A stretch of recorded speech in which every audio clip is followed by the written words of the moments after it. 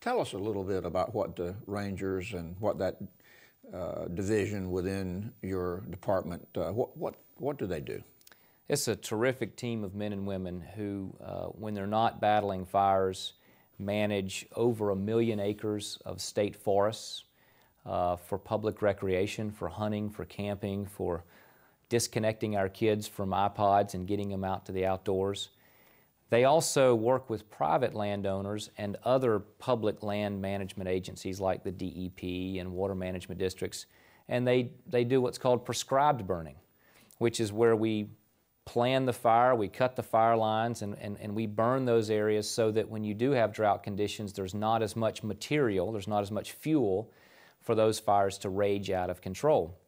We're the leader in the nation in the number of acres that we prescribed burn. In fact, last year we burned 2.7 million acres of land, which is good for the trees, it's good for the understory, it's good for the wildlife.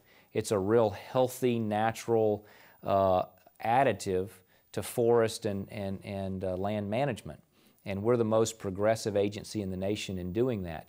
When you do that on a regular basis, you can avoid the types of catastrophic fires that we saw a number of years ago in Yellowstone and that we've seen this year in Arizona and New Mexico.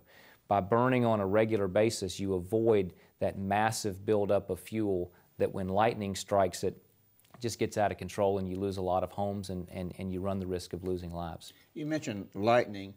What are the factors causing these wildfires in Florida? Most of them are caused by lightning. And in fact, in the early days of the beginning of the rainy season, you actually have more fires, not less, because in that initial startup, you don't have any moisture in the ground. You're getting just a little bit of rain, but you're getting a lot of lightning. You know, we may, on a stormy day in Florida, we may average 50,000 lightning strikes in one 24-hour period. And most of those are landing in the woods, and a high percentage of them will start fires. Those fires may smolder for a couple of days before they break out and are even noticed. So lightning is the biggest cause. When you get around major holidays and you have real dry conditions where people are running four-wheelers and things like that, you might have cigarette butts, fireworks, hot exhausts off of a four-wheeler or other SUV that are causing the fires, but overwhelmingly it's lightning.